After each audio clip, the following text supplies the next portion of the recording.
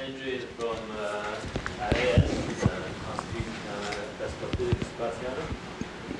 He's working with François Boulanger on interstellar magnetic field. He's in Planck. That's why you don't see him a lot, because we're not allowed to talk about it before. But now we are about to release the dust map, and the results will be coming out very soon. By the way, Andrew on the market now. I don't know if lights are okay. You can see, okay.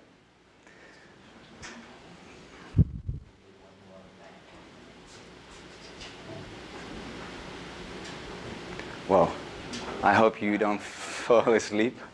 You hear crashing. So, well, let me thank Ziki and Peter to invite me here today to present part of the results of my PhD thesis that I have defended almost 1 month ago right now in Paris. So I worked with François Boulanger on the analysis of the Planck data, trying to characterize the magnetic field structure in our own galaxy, and in particular its interplay with interstellar matter.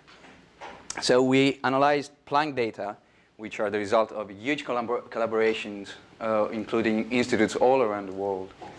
And today, the outline of my talk will be the following. So for those who are not expert in the field of interstellar medium, I will try to explain why it is important to study magnetic fields in the interstellar medium. And then I will describe briefly the Planck mission and how we actually can use Planck and the polarization data by Planck to trace magnetic field in interstellar medium. Some of you might have listened to Tuhin Ghosh last week, who already presented some Planck data, so I apologize for repetitions. But and then I will tell you something about the magnetic field structure itself that we can probe through the Planck data, and in particular its correlation with the interstellar matter. So the main character of this talk will be magnetic field. Magnetic fields are important in the universe because they are basically everywhere. Planets, as the Earth, have magnetic fields, and the magnetic field in the Earth is responsible, interacting with these charged particles coming from the sun, is responsible for these spectacular phenomena as the aurora borealis. And as the planets, stars have magnetic fields too, as the sun, and it means that these magnetic fields of these well-known astronomical objects, well, they have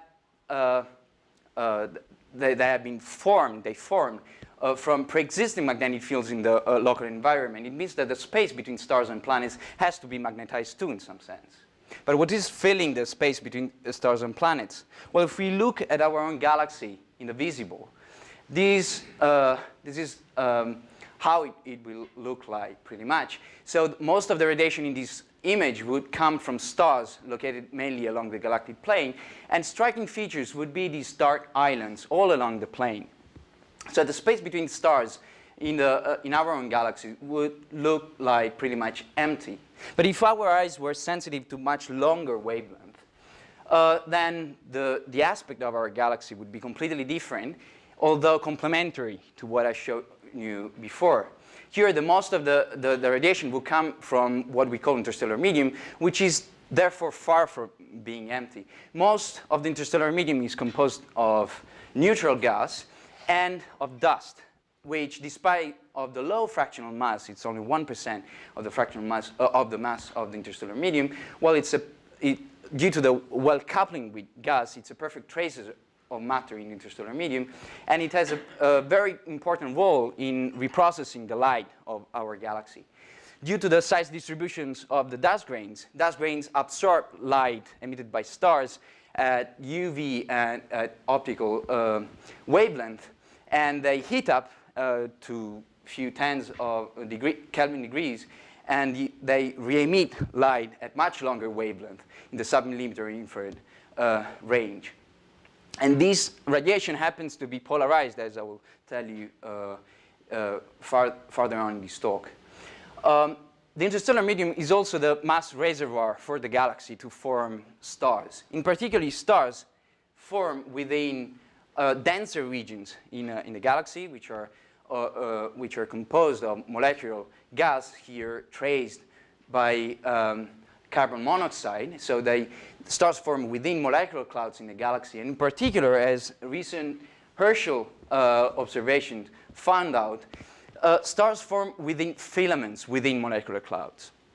These filamentary structures of molecular clouds are the signature of the turbulent nature of the interstellar medium.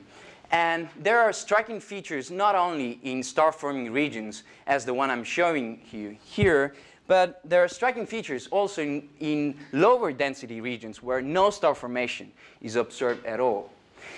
Therefore, to understand the very first stages of star formation, it's important to understand how these structures form in the interstellar medium. And to put in context, therefore, the dynamics of interstellar medium, to understand how these structures form, one has to take into account three main processes that govern the dynamics of the interstellar medium, which are gravity, which eventually will dominate the other processes to form stars, turbulent motions, and magnetic fields. Magnetic fields become dynamically important in the interstellar medium, despite the fact that overall the interstellar medium is neutral. Because despite the fact that the ionization fraction in the interstellar medium is low, through ions neutral collisions, the magnetic fields are tightly coupled to matter. So the magnetic field lines are defined to be frozen into matter, and therefore magnetic fields are, we have to take into account magnetic fields for studying the dynamics of the interstellar medium. And what is also observed is that for diffuse clouds in the interstellar medium, through H1 observations and Zeeman measurement, it is observed that from an energetic point of view, the magnetic energy associated with these clouds is in equipartition with the kinetic turbulent energy associated with the gas in these diffuse clouds, which are both larger than the gravitational one. So a natural question arises is, how does gravity become the local dominant force to allow for star formation?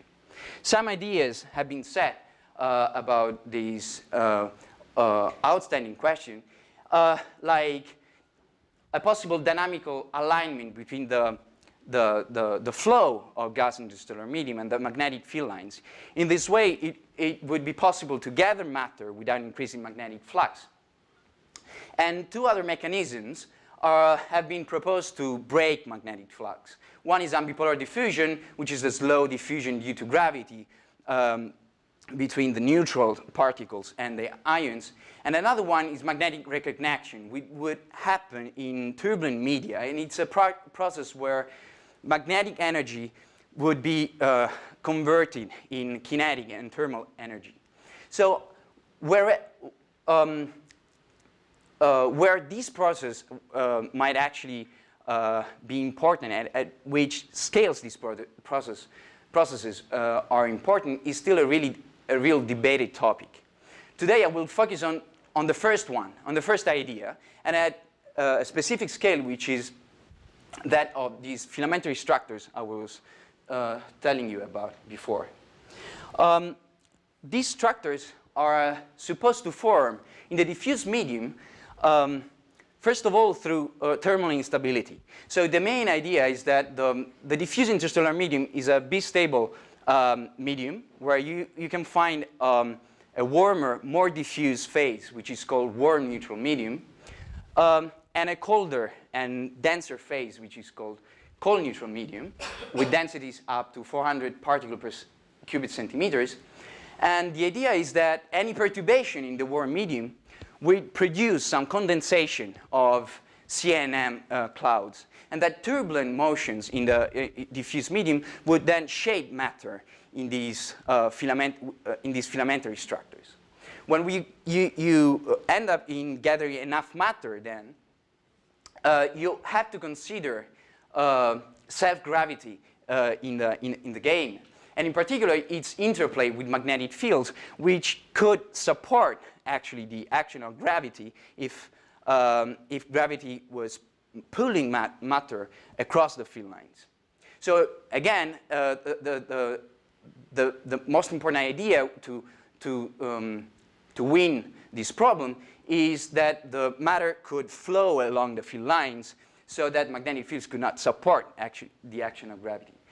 And just a quick question. Yeah. At what scale, below what scale, can you ignore the fact that all this stuff is sitting in a galaxy with large-scale spiral structure and etc.? So here I'm focusing on scales of, you know, my work. I will focus on scales of few hundred parsec from the sun in the solar neighborhood, and I'm talking about molecular clouds which have scales of I don't know, few parsec, tens of parsec to, let's say, 40 parsec. Okay, so it's not the kiloparsec scale of the galactic. No, I mean my work will be focused on these scales. Yeah. More rhetorical question, perhaps, than anything else, but you know, since you're going through all these physical processes at the beginning. Yeah, of course, at the very large scales, gravity is pulling matter, for example, is responsible for pulling matter on the disk of the galaxy. And actually, galactic shear, due to the rotation of the galaxy, could be responsible partially for injecting turbulence inside the interstellar medium. But whether, for example, which are the main processes which introduce turbulence in the stellar medium, it's still debated. So at this point, I want to stress that then studying relative orientations between magnetic field structure and the distribution of matter in the interstellar medium could be a very powerful probe of the local properties of the local dynamical properties in interstellar medium. And so investigating this ratio between turbulent kinetic energy and magnetic energy. And this is what I will do, I have done in my thesis, and I will show you today.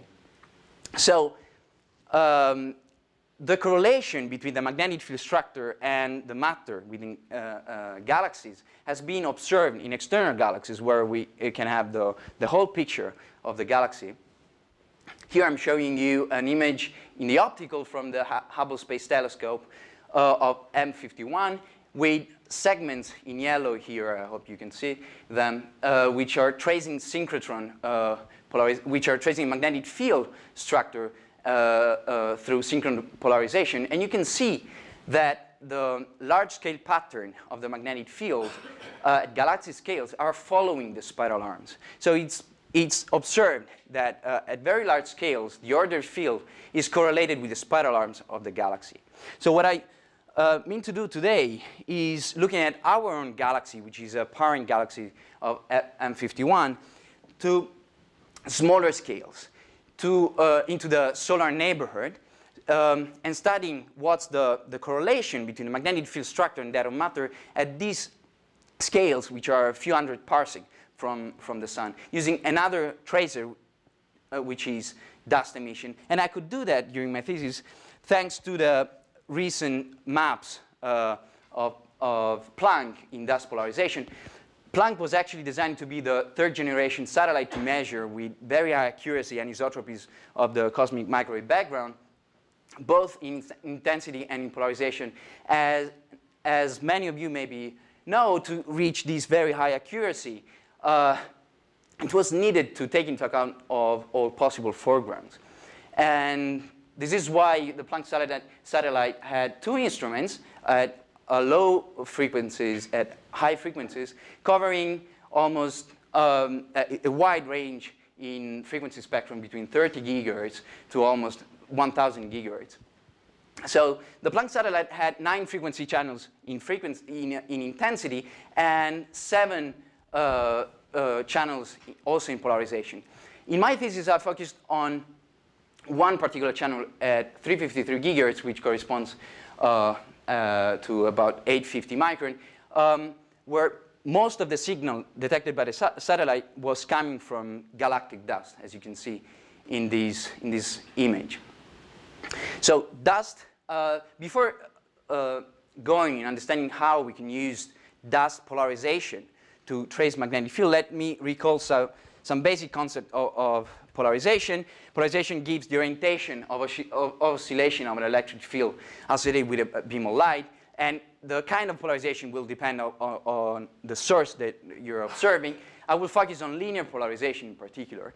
And linear polarization can be described, and I will describe it through the Stokes parameters for linear polarization, which are the total intensity of the radiation which is detected, and given P, the polarized intensity, the other two Stokes parameters for linear polarization are the Q and U parameters, which provide the geometry of the polarization.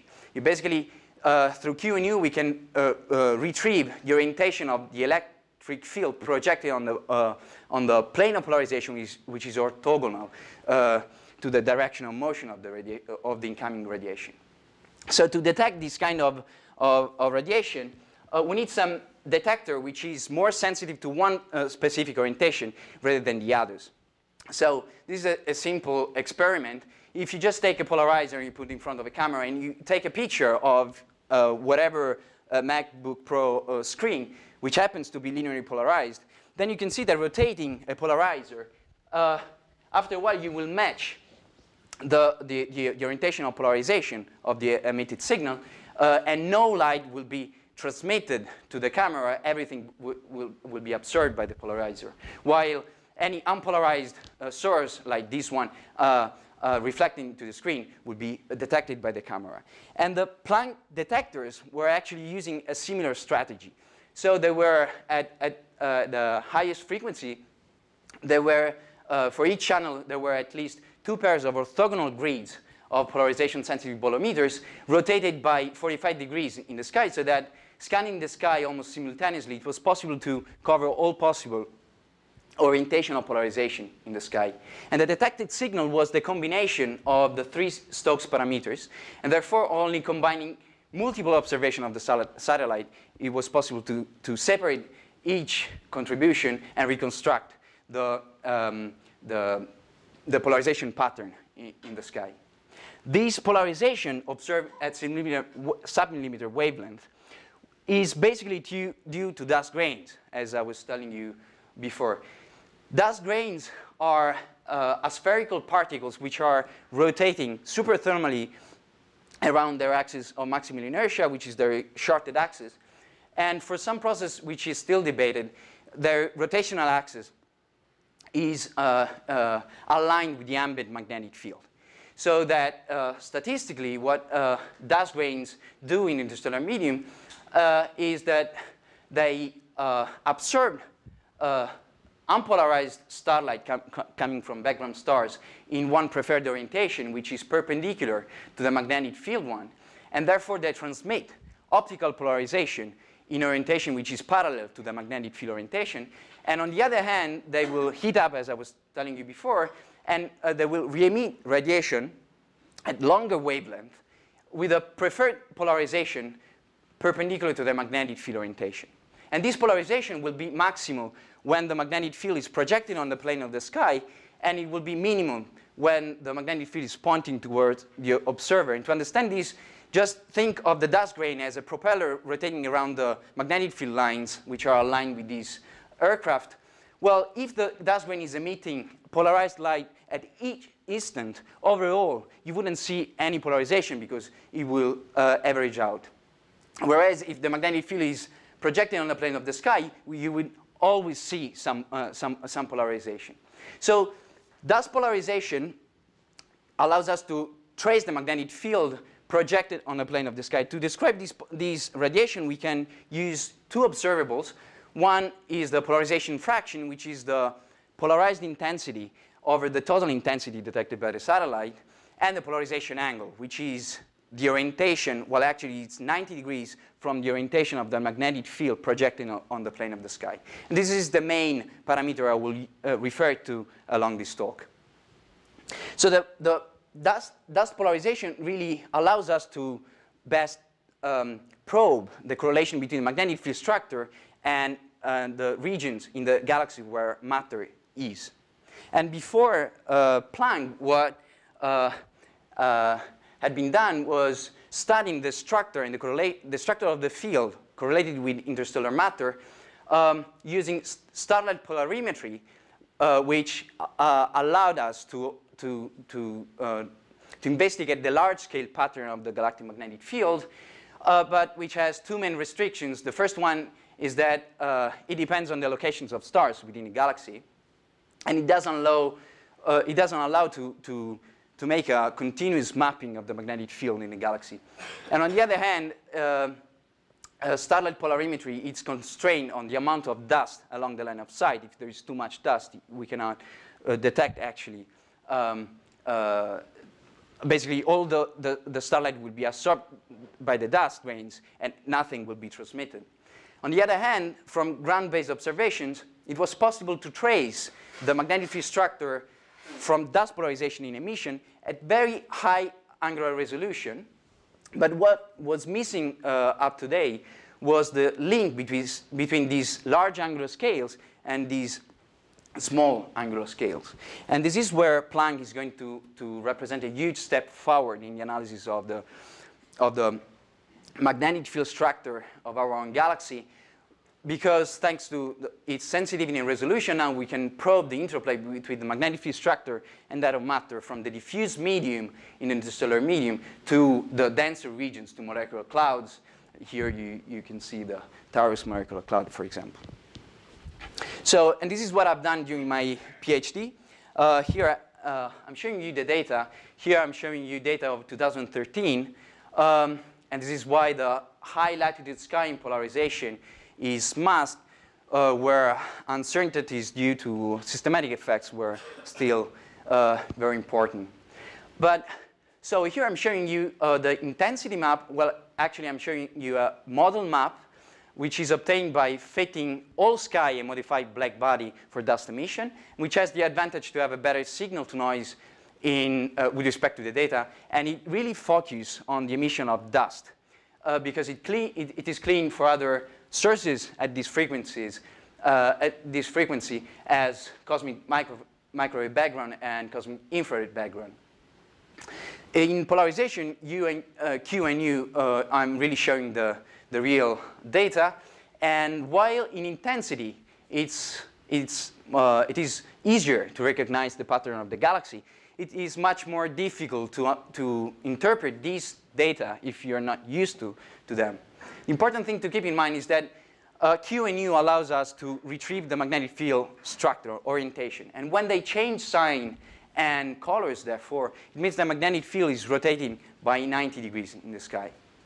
What I wanted to do during my thesis was actually studying the correlation between the filamentary structures in interstellar medium with their counterparts in polarization. So what I did was to filter the data, removing a local background for each pixel. So I produced background maps and contrasted maps that I'm showing you here.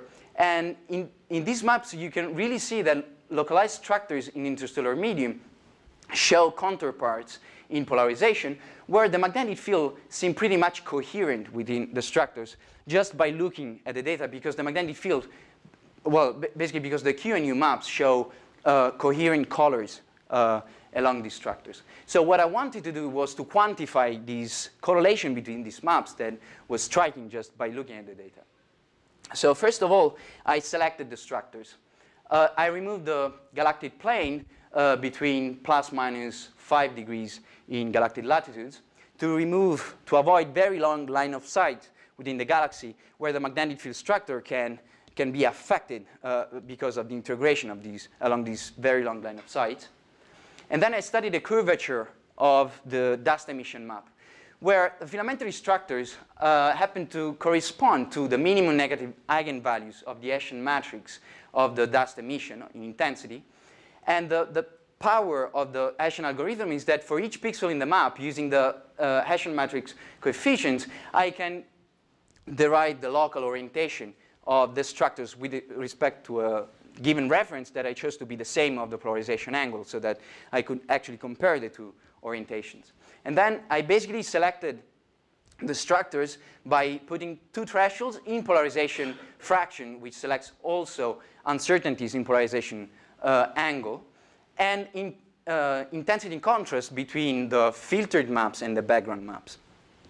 So I ended up in selecting almost 4% of the pixels in the maps, which are mainly part of structures with column densities between 10 to the 20 and 20 to the 22nd centimeter to the minus 2 in column density.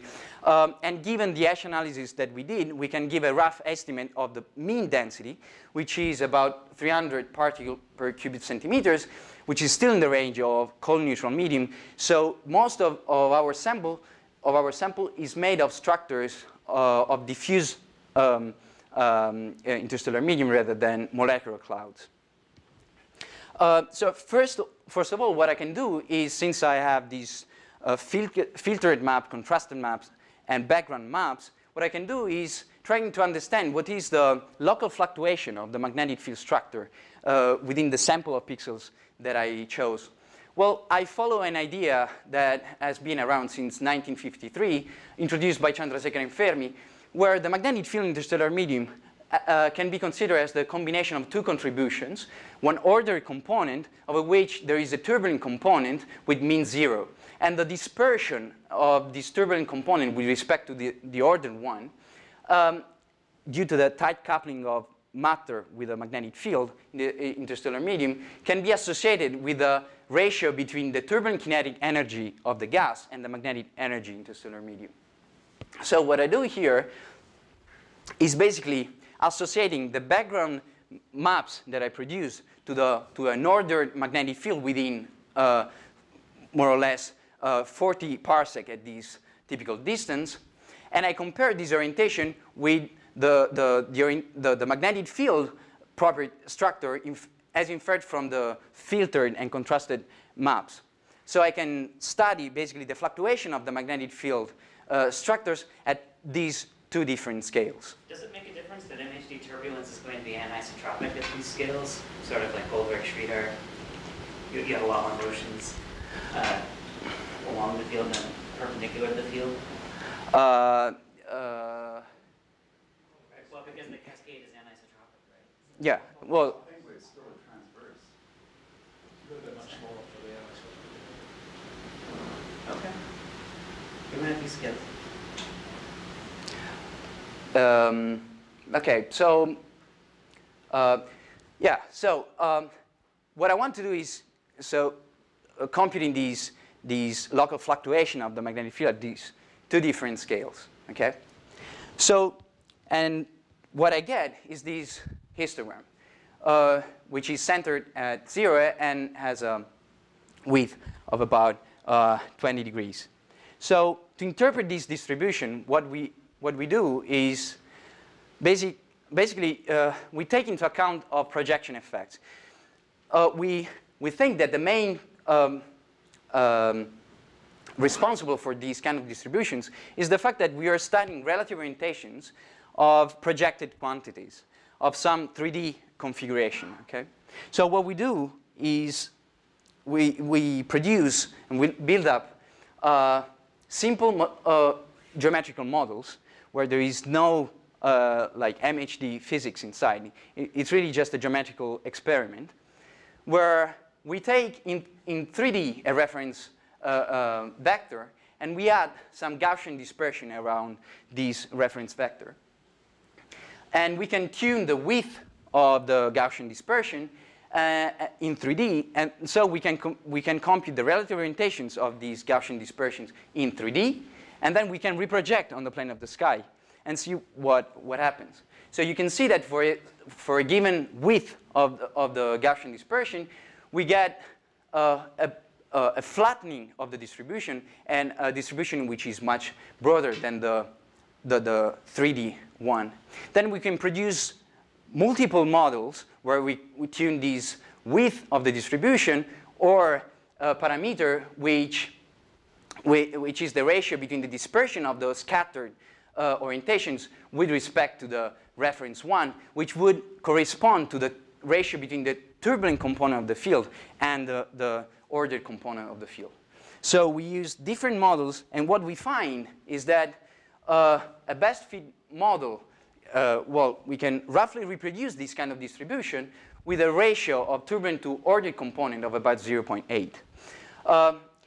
And this rough estimate, using only geometrical effects, is telling us that Chandrasekhar and Fermi, the Chandrasekhar and Fermi method in this case for our sample of pixels might apply, since from Zeeman measurements we know that in the diffuse interstellar medium there is equipartition between turbulent kinetic energy and magnetic energy in the interstellar medium.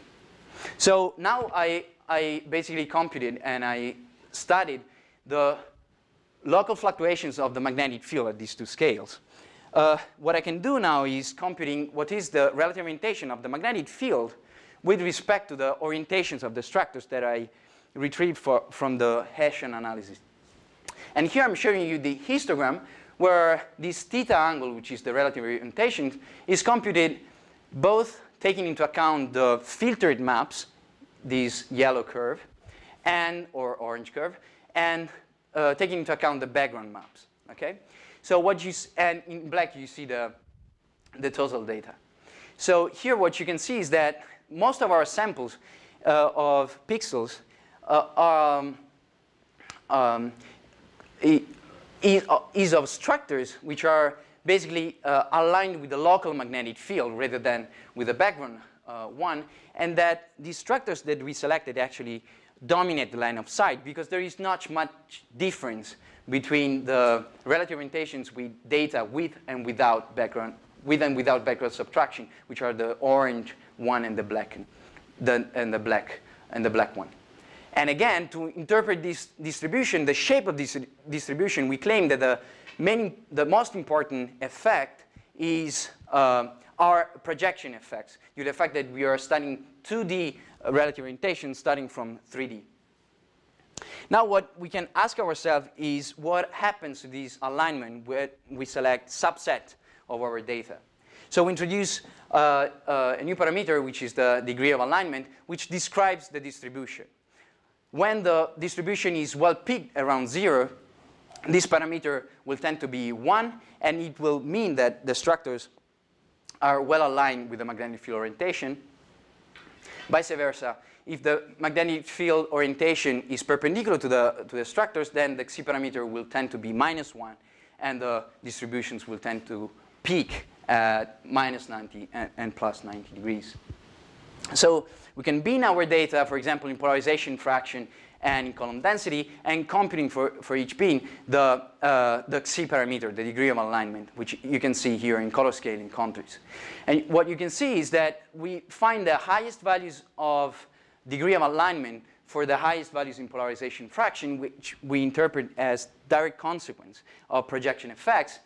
And we see that there is a decrease of degree of alignment with increasing column density. And here you can see the same thing. For the lowest column densities, we retrieve again that the most of the structures tend to be aligned with the magnetic field orientation, while when we go to higher column densities, well, this tendency is lost.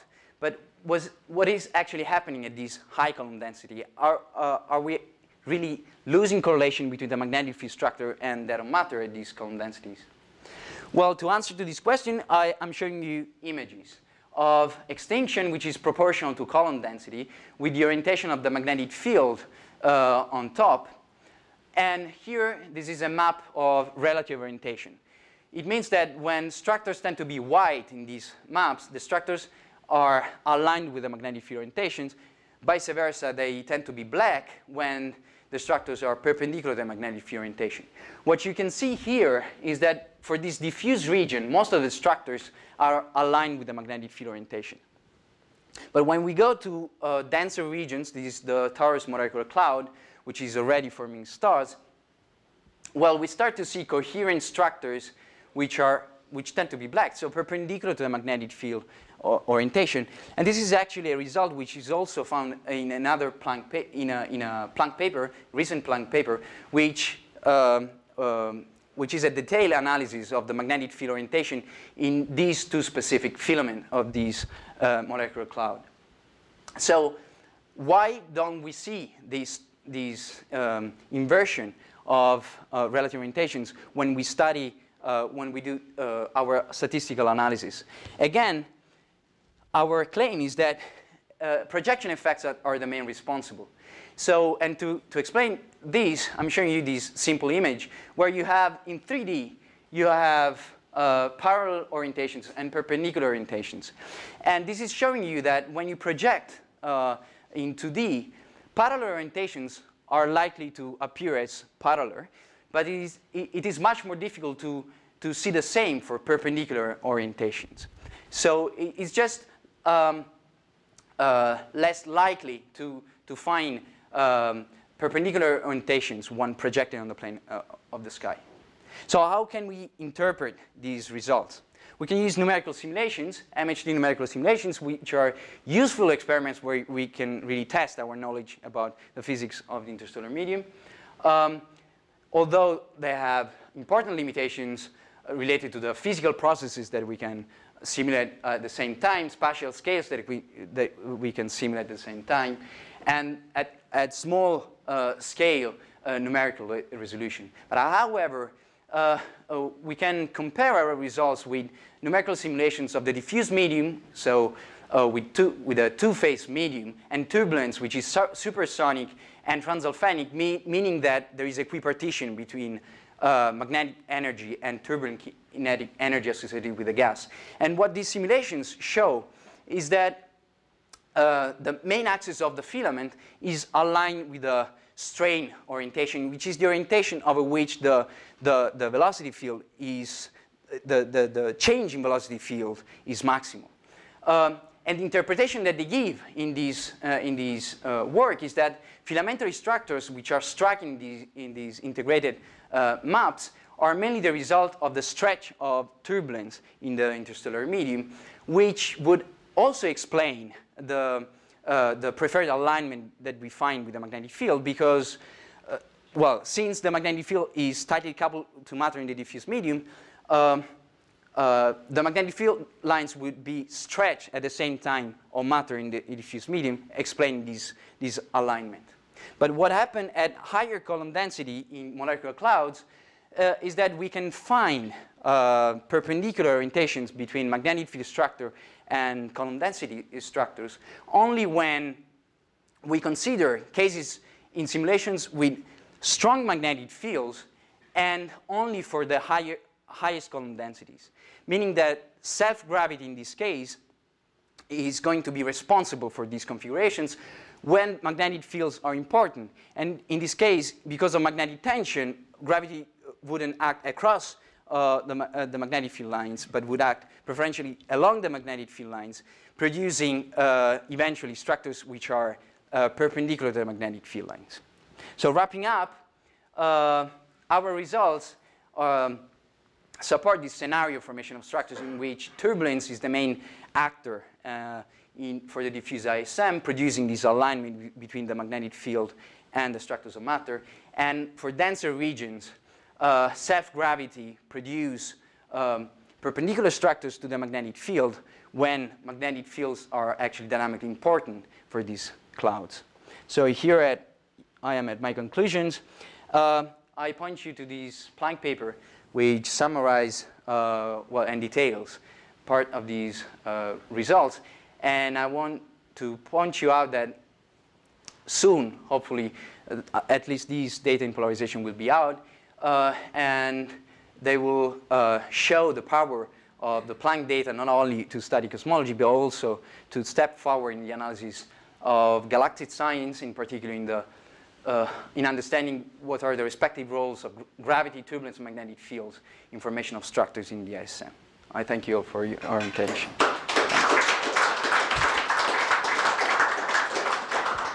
Well, this of course begs the question of you have direct diagnostics of the gravitational energy. These, well, polarized elements. Sorry. Most of our sample is diffuse ISM, which is not gravitationally bound. So in my study, I didn't focus really on gravitationally bound structures. And there is